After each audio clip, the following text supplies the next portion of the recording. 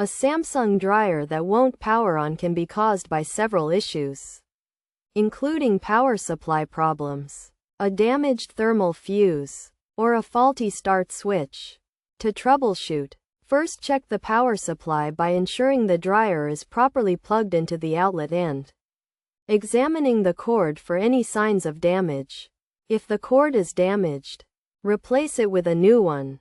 Additionally, try plugging another electric device into the same outlet to determine if the issue lies with the outlet itself. If the device doesn't work, it's likely the outlet has a problem, so try using a different outlet.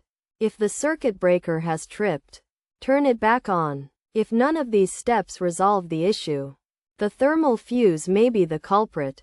The thermal fuse is designed to shut off power to the dryer in the event of overheating. So if it's blown, it will need to be replaced. Use a multimeter to test the thermal fuse for continuity. And if it lacks continuity, install a new one. If replacing the thermal fuse doesn't work, the start switch may be the problem.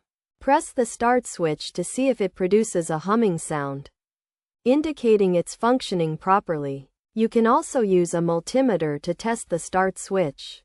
If there's no humming sound or no continuity, the start switch should be replaced. By following these steps, you should be able to identify and fix the issue with your Samsung dryer.